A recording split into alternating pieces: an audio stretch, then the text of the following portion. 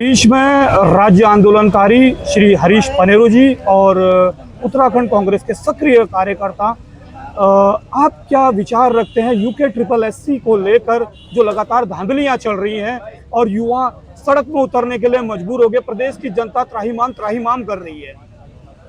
मुझे ऐसा लगता है कि सत्ता में बैठे जो कुर्सी पे है, पाप से उनकी कुर्सी डोल रही है और ये पाप के अंतिम उसमें ये युवा कील ठोकेंगे इनकी कुर्सी पे।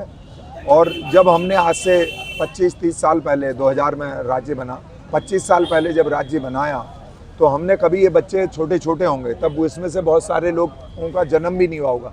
हमने जो उस टाइम यातनाएं झेली, उस टाइम हमने सोचा था कि अपने अधिकारी होंगे, अपने कर्मचारी होंगे। जिस तरह से हमारे देवी देवताओं पर न्याय और अन्याय को मानते हैं, भगवान पर भरोसा करते हैं, हमने सोचा था, हमने रेता चोर सुना था, हमने पत्थर चोर सुना था, हमने तेल चोर सुना था, हमने ककड़ी चोर भी सुना था, हमने गद्दू चोर भी सुना था, हमने तमाम लोहा चोर भी सुना था, लेकिन पेपर चोर हमने पहली बार सुना ये हिंदुस्तान के इतिहास में।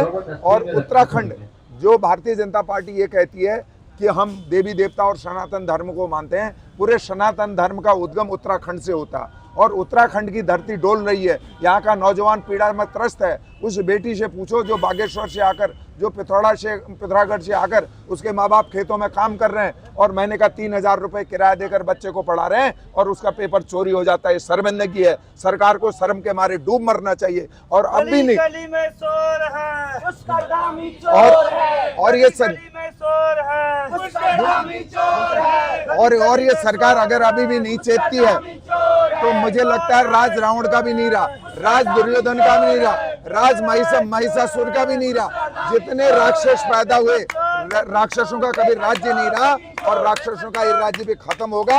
और उत्तराखंड राज्य के अंदर जो इनकी मांग है कि सीबीआई जांच और परीक्षा दोबारा कराओ, इसको कराने में क्या दिक्कत है? क्यों आप कानून की आड़ पर गुंडों को, हमने ये सुना था कि मंत्री घूस लेते हैं, हमने ये सुना था कि तमाम राजनेता घूस लेते हैं, लेकिन हमने ये नहीं सुना था कि मंत्री और मंत्राणी और जो सचिव होते हैं उसके सचिवाणी महिलाओं के माध्यम से पेपर चोरी को लीक किया जा रहा है। व्हाट्सएप के माध्यम से 15 लाख का सौदा हो रहा है। क्यों नहीं उस व्यक्ति को गिरफ्तार करके जेल भेजा गया अब तक? आप लीतापोती कर रहे हो, आप कर रहे हो हाईकोर्ट के जस्टिस के, उसमें हमने रेख देख कर दी, हम ये कह रहे हैं रद्द करके रेख देख क्या होती है। तुरंत जब पेपर लीक हुआ, पॉइंट जो वो क्या जाने, जिसके पैर में कांटा चुभता है वो पीठ पर आई नहीं जान सकता।